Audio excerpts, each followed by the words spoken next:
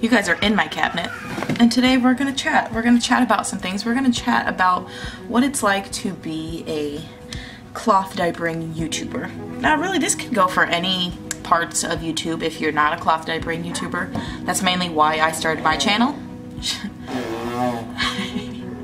And one day my channel will morph into something else. I actually think this year I'm going to start incorporating more videos on my channel. I actually used to vlog a lot on my channel, but all those videos are private now. But today we're going to get into it. I have some notes because, yeah, I'm all over the place and I need some notes to keep me grounded.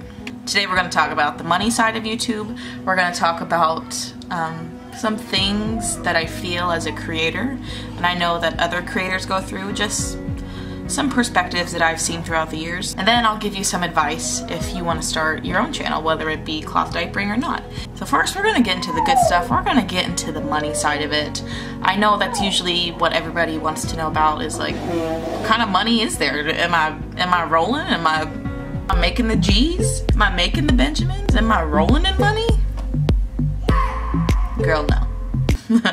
No, I'm not. I'm not rolling in the money. Okay, so I have my YouTube's analytics. How do you say that word? Am I saying that right? Analytics. That sounds nice. Analytics. What's going on, girl? Analytics tell you everything. They tell you your watch time, how many minutes are watched of your videos each month, how many views you get each month, how many likes and dislikes and subscribers. So first, how do you make money on YouTube? Well, how you make money on YouTube, there are a few ways you can make money on YouTube, but the main way people make money on YouTube is through their ads. That's one of the easiest ways to actually make money on your YouTube. In order to run ads on your channel has to be monetized.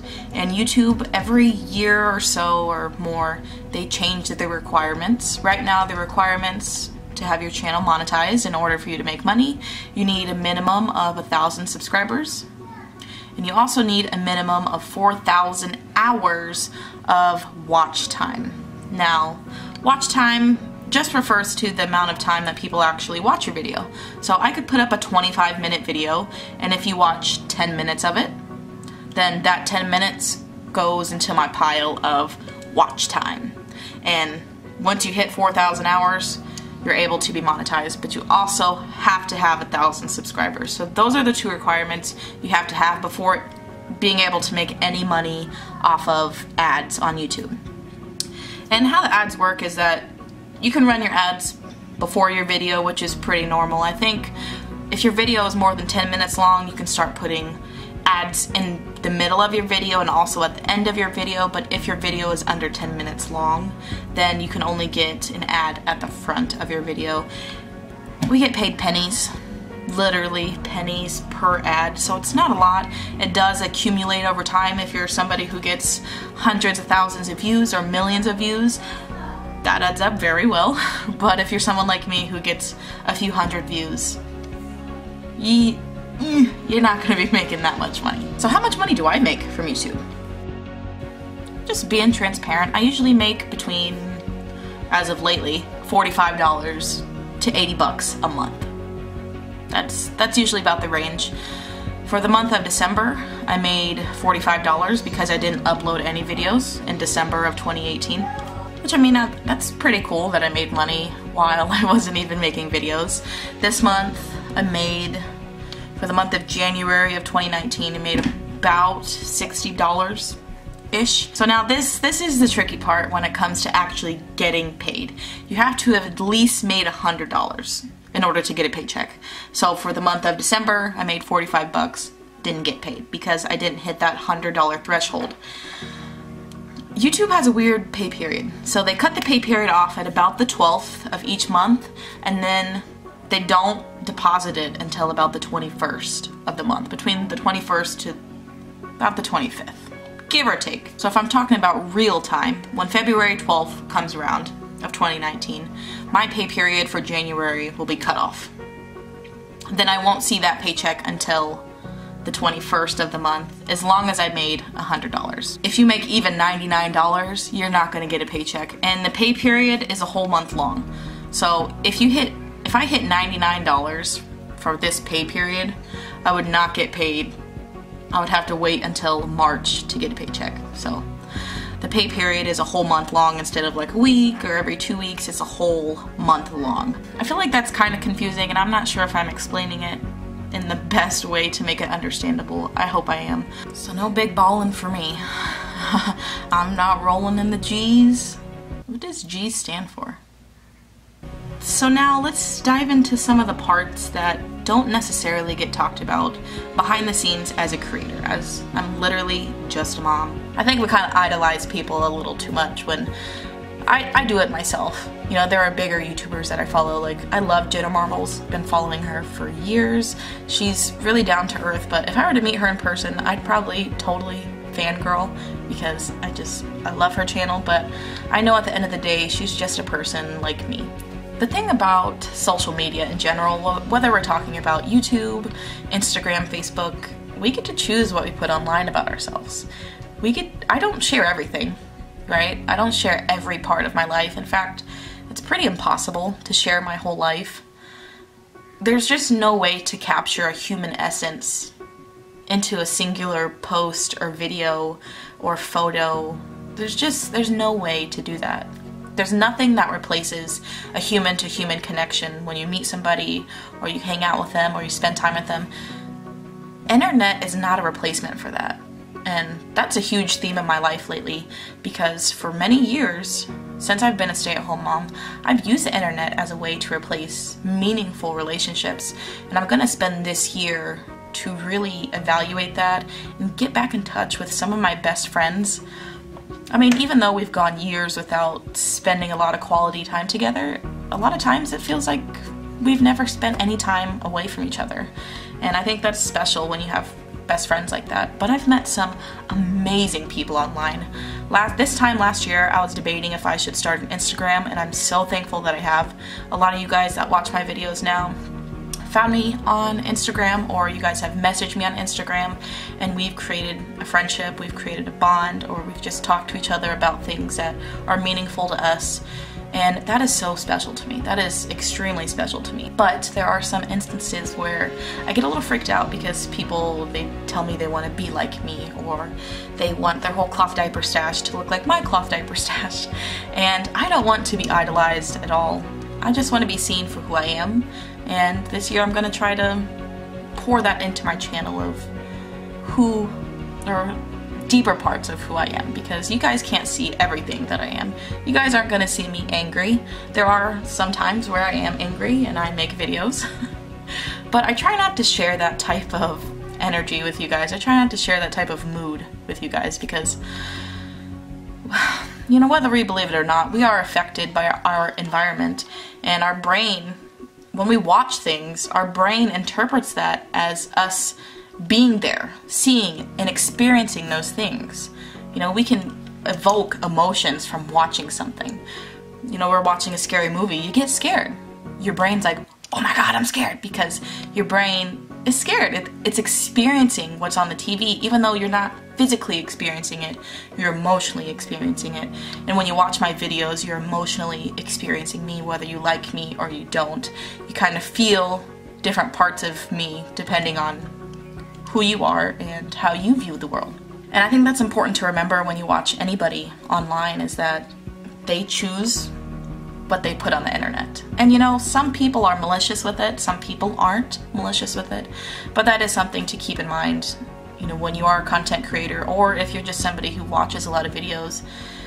A lot of times people put the best parts of themselves out on the internet, and I've done that for a long time. I've put out the best parts of me, and there are still instances where I do that, but I'm also in a place where I'm like trying to sort through that bullshit and sort through that filter, because that type of life is unrealistic, and it's changing our standards.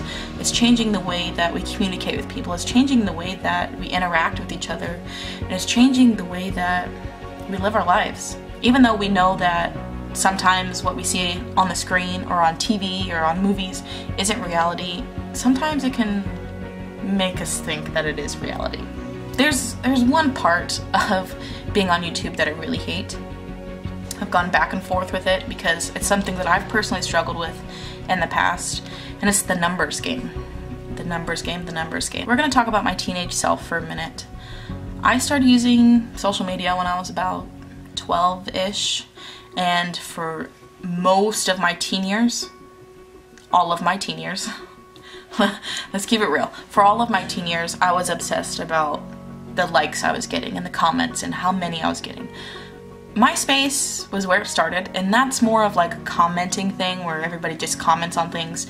When it first came out, there wasn't like a like button. You couldn't just like people's photos, you had to comment on them. And it was all about getting the most comments, or on Facebook, getting the most likes on things, and I was obsessed with that. I was obsessed about the numbers. And as I've gotten older, I've realized how much that's affected my self-esteem and who I am as a person, and trying to step away from that type of mindset and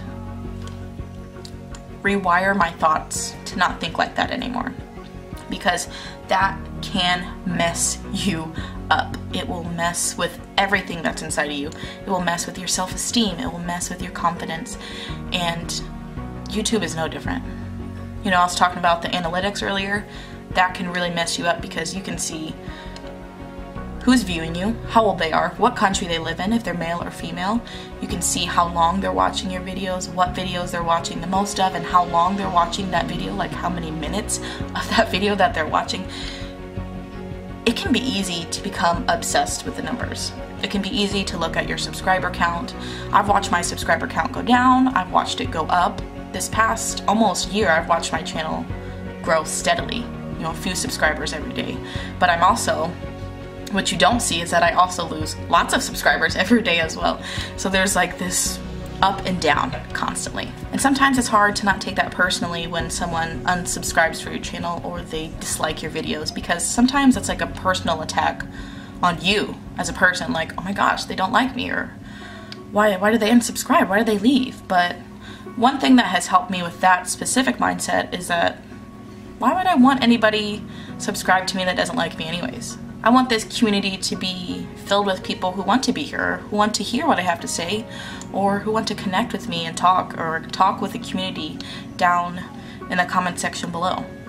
I don't want people that don't want to be here. And that's just where all these numbers come in, and they can really mess with your head. And it's not worth the stress. It's not worth the stress to stress over how many views you're getting, or how many likes or dislikes, or how many subscribers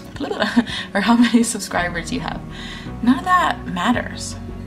The more I'm craving genuine connection with people, the more I realize that I'm content with where I'm at. I'm content with my community and the people that have reached out to me. And I don't want a million... can't talk today. And I don't want a million subscribers. Point blank, I don't. That scares the shit out of me. The way my channel is growing is scaring me. It is scaring me. It's scary. And then with the numbers comes this celebrity mentality, and also like this popularity contest, that if someone has more subscribers, then what they say is worth more. So it's like the number that we see on the subscriber list. I have about 6,000 subscribers. That's how much my opinion is worth. You know, if someone with 50 subscribers makes the same video with the same opinion, mine's worth more than theirs because I have more people following me. And to me, that's just so absurd. I will follow anybody. Whether you have no subscribers, I've done that many times. You have 5 subscribers, 5,000, 50,000, 50 million. Does anybody on YouTube have 50? Yeah, I think PewDiePie has like 70 million subscribers. But regardless of the number, that doesn't determine how valuable that person is. Some of the most valuable people that I follow on YouTube don't have millions of subscribers. And there are certain situations on my channel where I feel like some people do look at me like that. Not that I'm famous, not that I have tons of subscribers, but they do take what I have to say with more oomph. So that's not a word. Oomph. I can't think of a word, so we're just going with oomph. So if a smaller creator makes a similar video to mine, maybe let's talk about a review video, makes a review video similar to mine, but they have a different opinion, say I love the product and they don't like the product, people are gonna go with my opinion, and I don't get that. My opinion it shouldn't be worth more than anybody else's opinion. I don't know, it's a strange world. I don't know how people with millions of subscribers do it. That would stress me the fuck out. I don't ever want to get to that point. If I get to that point, you guys better be unsubscribing, okay? So I'm not as stressed. Unsubscribe. And one thing that I've noticed with a lot of content creators is that a lot of us actually deal with depression and anxiety, and I do think that's because of just how this whole platform is set up. It's almost like a weird trap. It is, but it isn't. It's a fun way to share things, but it's also like this weird emotional trap. You get a lot of people who praise you and who love you, and you're like, thanks girl, thanks. But then you get people who hate you, and when you get your first dislike, it's like, ouch. You know, it hurts. And you get hate comments, and it hurts. I would say for the most part, I don't get a lot of hate on this channel. There is one specific girl, I doubt she's gonna watch this, her name's Jessica. She leaves a lot of hate on other people's videos as well, especially she aims for the mom community. So if you have children, if you're pregnant, you probably have interacted with her. You've probably seen her comments. Not so nice, but her unnice comments are really just a reflection of how she feels on the outside, and she's just projecting onto moms. So maybe she has an issue with her mom, maybe she has an issue with trying to conceive or losing a baby. I'm not really sure, but you know, I don't really have much to say about her. But she does come to my channel quite often and dislikes my videos and leaves some hate comments. But outside of that, I haven't really experienced that much hate, and I've been here for, how long? 4 years in May. And you know, it can be hard to put yourself out there. Okay, I keep saying I'm introverted, but I'm kind of half and half. If I'm around the right people, I'm very extroverted. Very. As you can tell, I'm getting comfortable with the camera. I can be pretty loud. I like to joke, I like to laugh. I am the person that laughs until she cries. It doesn't take much to get me crying when I'm laughing. I love to laugh, I love to smile, I love to be happy, I love to be around people who make me laugh, and I can be crazy, but I also have a side that's extremely introverted, and I don't like big crowds, I don't like really meeting new people, it makes me very nervous, and so I think for me YouTube is kind of a cool outlet where I can teeter between the line of being an introvert and an extrovert at the same time, because I can interact with so many people without feeling too anxious, because I can look like this and not really care what people think about me, you know? I don't know. The internet is a weird place of being able to talk to anybody at any time. I feel like this is kind of where I have substituted my real, genuine, in-life people, friendships, for internet conversations with moms. And don't get me wrong, I love those conversations, but nothing replaces human contact. Nothing replaces a human hug. Nothing replaces just physically being there with somebody. Nothing replaces that. Though, talking to moms online for me is a very close second, because there are times where I want to talk to somebody and it's not convenient for my friends to come over because we all have a whole zoo of children. I mean, we get all of our children here and there's like 15, 20 children running around. So, what's my advice? What's my advice if you want to start your own YouTube channel? Doesn't matter what you want to start it about. You can start it about toenail polish, hairbrushes, you can start cloth diapers, gardening, trees, whatever you want, a blender. First question you need to ask yourself is, why? Why do you want to do it? What's your motive? Why do you want to start a channel? You know, for me, I started my channel when I was in a place where I was really depressed. Back then, I was very depressed. I was alone. I was a stay-at-home mom, and I was learning how to gauge that. I worked as a full-time single mom for a few years, and then I became a stay-at-home mom when I met my husband, and I didn't know what to do with my life. I didn't know how to connect with people, and I felt alone. But that was really my drive for my channel, was to share cloth diapering and to connect with people. And there have been times where I've let that go, where I forgot why I even make videos, why I even do this. Sometimes it's just been like, get the information out, get the cloth diapering information out, get it out there, get it out there. And that kind of takes away the love that I have for this channel, the reason why I do this. And so you really have to question yourself a lot, not just when you first start, but constantly question yourself, why am I doing this? Because you're going to evolve as a person, or at least I hope you do. Who I am now is not who I was 4 or 5 years ago, and I'm proud of that. I'm glad that I've changed. I evolve, and I hope you do too. Don't be ashamed of it. People will leave because of it. People won't like you because of it, and that's okay. But this life isn't about pleasing other people. And that's a huge one. Pleasing people. I'm a people pleaser. I love pleasing people. I love making people happy. I love making people laugh. But that is a huge downfall to making videos, and I think that's why a lot of us get burnt out, is because we want to make content that people like. It's also kind of an ego thing, like I want to make videos that a lot of people watch and a lot of people like and that gets no hate and that people love, and I want people to like me and I want people to like my videos and I want people to like the content that I make, and that's a trap, okay? You need to do YouTube for you first. Do videos that you love to make. There are so many videos that I have written down on my phone, probably 50 different video ideas of things that I love to do between cloth diapering and gardening and hula hooping, and I kind of just pick and choose from that list what I feel like doing. When I'm in the mood for filming, I go through that list of the things that inspire me, of the things that make me feel good, and I choose, and then I make the video, which is why I put up random videos randomly. But I'm learning my own flow, okay? I'm learning that there are weeks where I'm filled with passion, and then the week after, I feel like crap. I'm not filled with passion anymore. And as of this past week, I've realized that, and that's okay. I should probably actually like schedule my videos so it looks like I'm putting up videos every week, but I'm just a mom, so I know I keep saying that, just a mom. I'm more than a mom. I'm also me.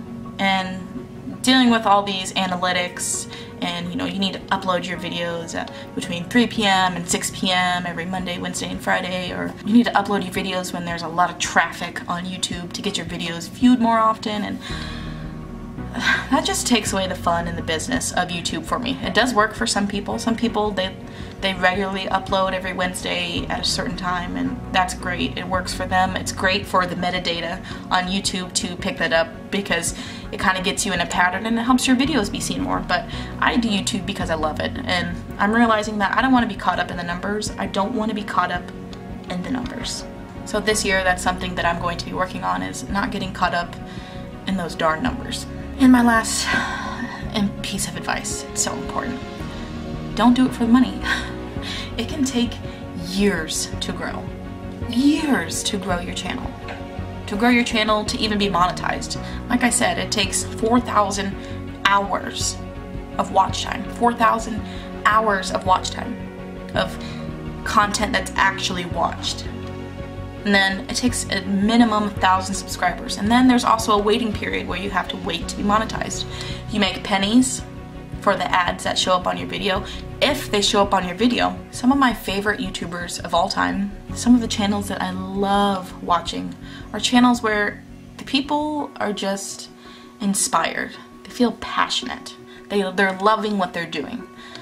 And I'm gonna go back to Jenna Marbles again because lately her content is a little strange, but she's doing things that she loves, and I think she's the perfect example of doing what you love, whether other people like it or not. You know, she made a recent video of her dog doing nasty things, like just like being nasty and crying for a day. Her dog, it's hilarious, it's entertaining to watch. She's done some videos of just like painting, and oh, one of my favorites, it cracks me up. Somebody did a remix of it. People love remixing her videos.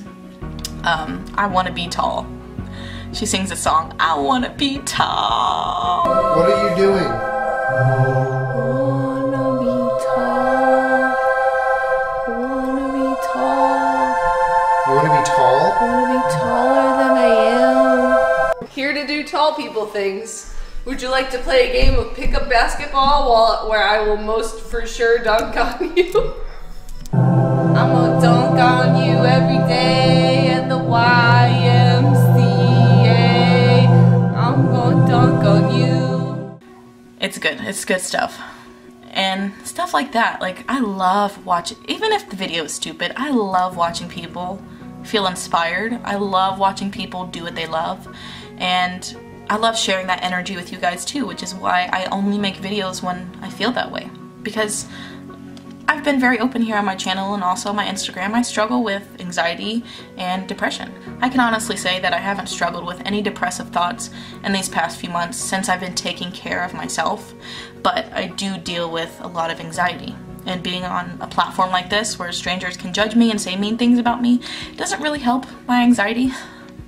And the pressure that I put on myself to put out videos or to make certain content doesn't help my anxiety either, but I try not to film when I feel like that because I don't want to share that with you guys. I don't want to get you guys all worked up too, which I have done in the past. Like, I made it private.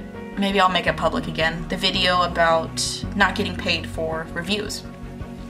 Other people were getting paid for some of the same reviews I was doing, but I was not getting paid. And so for a long time I felt really upset about that, but you guys gave me some really good perspectives on the other side of things, why that might not happen.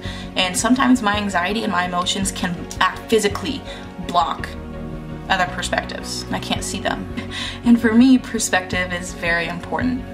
And I have a video where I talked all about perspective. I haven't even attempted to edit that, so maybe I'll edit that and put that up. But yeah, I'm gonna wrap this up because this video is extremely long of me just jabbering, and I feel like I've been talking for only 10 minutes. It's crazy. I feel like there's this weird time warp going on because time seems to not exist anymore, which is strange. Alright guys, thank you for watching if you've made it this far. That is it for today's video, and I'll see you next time.